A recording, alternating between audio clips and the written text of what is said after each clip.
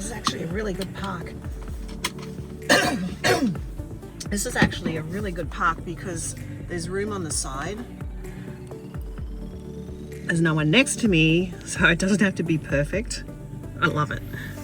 So let's get ready to go inside. It's going to be flaming hot inside. Hi everyone, welcome back. I wanted to have a talk today about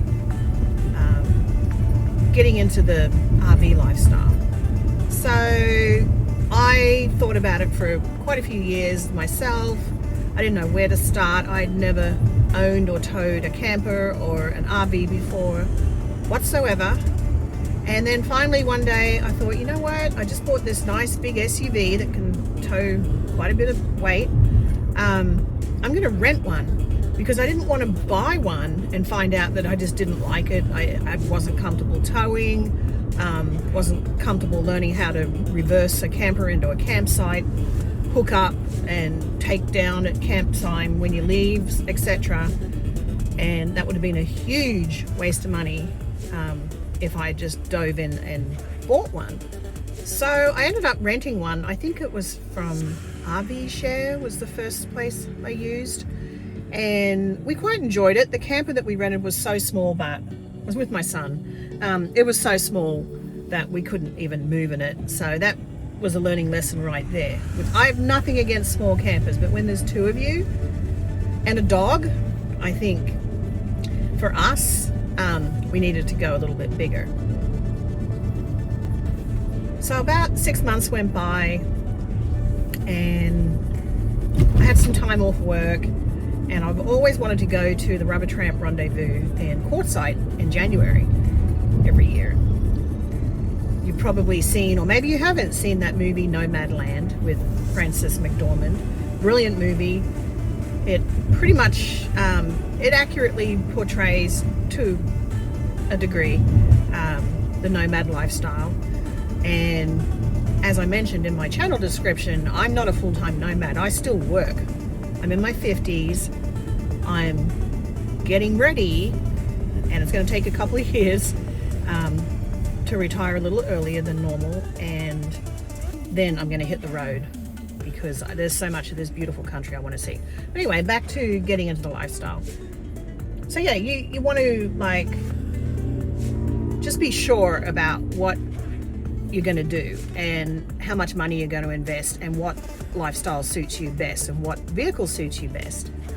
So we rented a second camper, and I think that was from the platform Outdoorsy, and we went down to the Rubber Tramp Rendezvous, met some friends down there that were down there too, and had a fantastic time. I just loved it. I didn't want to leave, but yeah, I had to come back to Northern California. Unfortunately, the party was over. So yeah, had a great time. But we rented a longer and bigger R-Pod that time, and while the quality of the camper was not the best, it literally fell apart on the freeway coming back, and I'll post some pictures in a minute on this video to show you what happened. But we had a fantastic time, and it was much bigger and plenty of room for our needs, and it's still easy to tow. It was under 3,000 pounds. So that was our experience. And just to make sure, we rented, I changed jobs, started a new job in beginning of this year, just after we got back from Rubber Tramp Rendezvous. And right before, I thought, you know what, I'm going to rent one more different type of camper. And we rented another one, and it was a 22-foot Coleman, and it had bunks for my son, and I had a queen-size bed and whatnot. And again, the quality of that trailer was terrible, but it was dirt cheap. And I think a lot of people bought these campers just to rent them out and make a profit, and of course they buy the cheapest ones they can, right? But it was pretty crappy. Anyway, had a fun time. We went to a local campground near us in Sacramento called Rancho Seco, and it was really nice. Had a fantastic time. Then I decided, you know what, that's it, I'm done. I'm going to start seriously looking. And I had looked at a couple of campers for sale on Facebook Marketplace, hadn't bitten the bullet, and I thought, I'm going to buy one. If I find one I like and it's in my price range and it's in good condition, and I didn't really care if it was used or new, but I had a budget limit. I didn't want to do a lot of repairs on it. I wanted to be in really good condition. So we started shopping a lot more seriously, and I found the Jayco model that I ended up purchasing at a local dealership in Oak Grove, near Sacramento, and they did a fantastic deal for me, and haven't had a single problem with it. I love it. It's perfect for our needs, and I'll show you some footage in a few minutes. So it has twin beds, so one bed for me, one bed for my son, a dinette table that I actually swapped out because it was so big, it was sort of hard to get into the twin bed. So I swapped that out for a lagoon table, those ones on the pedestal that you can move out of the way, and installed that myself. My son installed solar on the roof. It had pre-wired for solar. Oh, and this camper was brand new, so we were the only ones that had ever lived in it. And it's very small. It's 18 feet, but it's actually surprisingly big inside and plenty big enough for us to move around, have two of us in there plus the dog. It's got a full shower and separate toilet. Thank goodness, because that was my... I gotta have. I'm not going outside with the bears in the middle of the night. No, that's me. It may not bother you, but as I said, this is what renting them and doing different trips with different vehicles will teach you, what you can live with and what you can't, what your preferences are, and what sort of camping you want to do. Some people love camping in a tent. Some people want a $400,000 Class A mansion on wheels. For me, it was an 18-foot travel trailer with a full bath, a kitchen, a big fridge. That was a big plus for me, and pretty much a non-negotiable. I can't do a bar fridge because my son's a vegetarian. When he comes with me, he eats all fresh vegetables. I got to put him in somewhere, right? He doesn't eat processed food.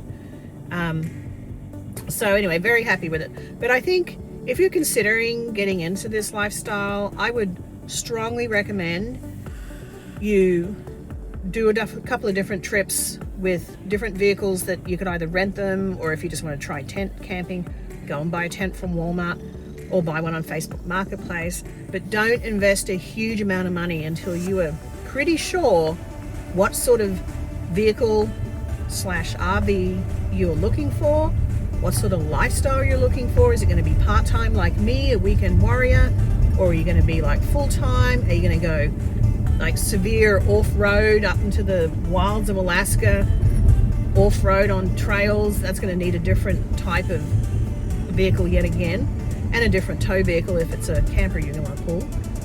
So yeah, just do some digging around and do a lot of research, and also make sure, don't listen to a thing the dealer says. Do your own calculations and your own research for how much your vehicle can tow and the tongue weights.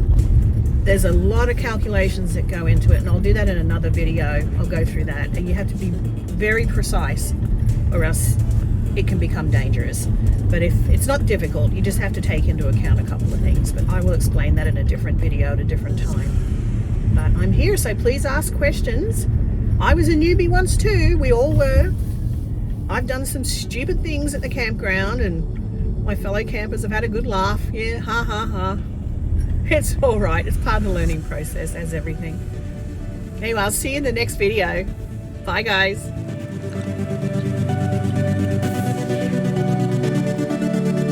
Let's always check for rattlesnakes. Ugh.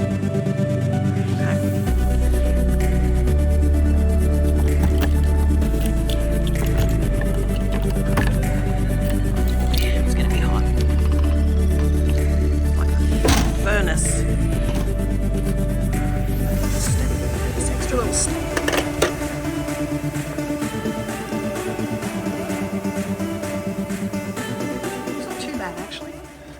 Is I have these little things. You take this out and turn the fan on. It makes a huge difference.